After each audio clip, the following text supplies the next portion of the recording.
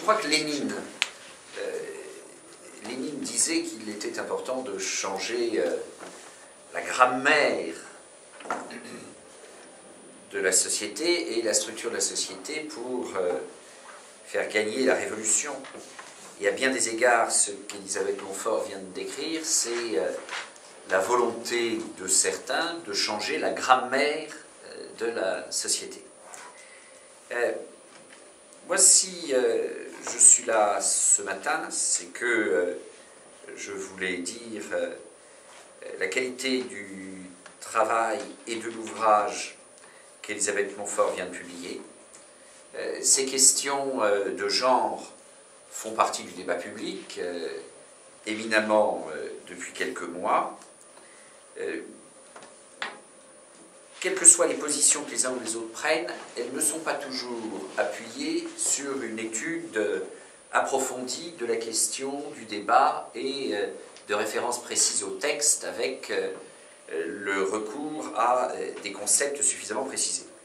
Je pense que c'est une des qualités du travail d'Élisabeth, d'avoir, sur ce sujet, dépassé le strict cadre de la polémique pour préciser les concepts, rentrer effectivement dans le débat, tout en assumant en effet une position qui est de ne pas être dupe de la volonté que certains peuvent avoir de changer la grammaire. C'est au départ un programme qui ne mérite pas de faire des moulinets, devenir homme ou femme. Ce n'est pas le programme qui mérite qu'on fasse des moulinets. On a ensuite des ouvrages qui, eux, sortent du cadre objectif d'un programme de SVT. Au demeurant, quand le programme dit devenir homme ou femme, je pourrais comprendre que si c'était dans le programme de philo, ça ouvre un centre de développement. Mais quand c'est dans le programme de SVT, ça doit s'interpréter au sens du programme de SVT. Or, les manuels, eux, arrivent avec des phrases bordasses, et c'est aussi l'intérêt du livre d'Élisabeth, c'est qu'il y a des citations. Donc on arrive avec des phrases comme celle de Bordas. Et on arrive avec des phrases de ce type, pas uniquement chez Bordas, mais dans plusieurs manuels et chez plusieurs auteurs, en très peu de temps après la publication du programme.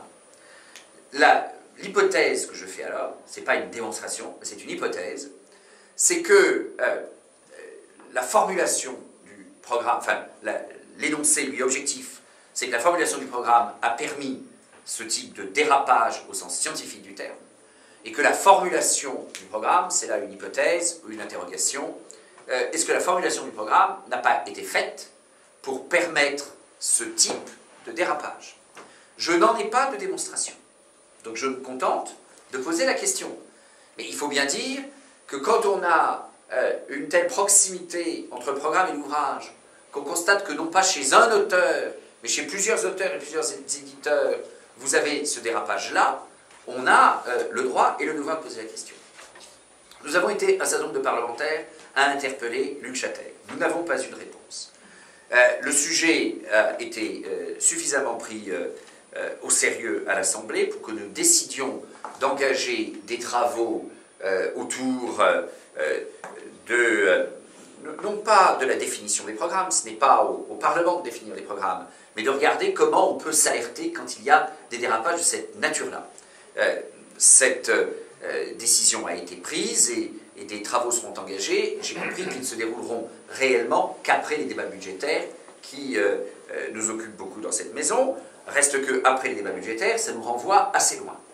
Et donc, avec Élisabeth, nous avons, et en tant que député de la République, je prends volontiers à mon compte l'interpellation suivante auprès de Luc Chatel, qui est de dire, Monsieur le ministre, vous n'avez pas véritablement répondu sur les programmes, donc tac, vous nous avez rappelé que la théorie du genre n'était pas explicitement dans le programme, c'est vrai, mais on constate un certain nombre de dérapages. Ça n'est pas à nous, Parlement, de faire les programmes, mais, tu peux venir, ça n'est pas à nous, Parlement, de faire les programmes, mais vous, ministre, en haut de la chaîne administrative du ministère de l'Éducation nationale, vous en êtes bien le responsable. Et vous êtes par ailleurs responsable d'un autre processus, qui est celui de définition des examens.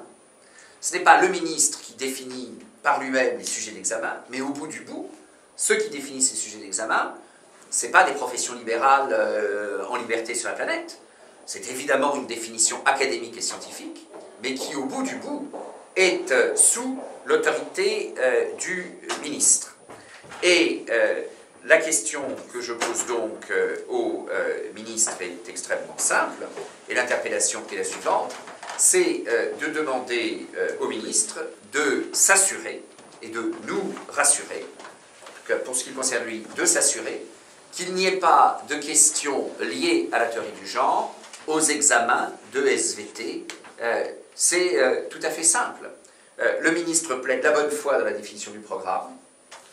S'agissant du ministre, sans doute, mais dans l'écriture de ceux qui ont écrit les phrases, c'est contestable, mais on ne peut prouver ni dans un sens ni dans l'autre, donc ce n'est pas la peine de s'épuiser plus que ça. Le ministre plaide la bonne foi s'agissant de la définition du programme, dont acte. C'est une manière, au fond, aimable de reconnaître qu'il y a eu dérapage dans les ouvrages. Et puisqu'il y a eu dérapage dans les ouvrages et qu'on le constate a posteriori, assurons-nous en amont qu'il n'y ait pas de dérapage dans les sujets d'examen. C'est une interpellation très ponctuelle, très précise, mais qui, je pense, a le mérite d'être claire. Et il s'agit bien là de ne pas prendre une position générale sur la théorie du genre. Je redis, une question serait posée au bac en terminale en philo, ça ne me gênerait, peut-être qu'Elisabeth ou mon collègue auraient des positions différentes là-dessus, mais en tout cas, moi, Hervé Mariton, ça ne me gênerait aucunement. Et différentes positions peuvent être défendues, c'est l'intérêt même de la dispute philosophique. Mais ça n'a pas sa place, ni dans les programmes, ni dans les manuels, je viens de le dire laborieusement, ni à l'examen du bac, et il faut que le ministre nous rassure sur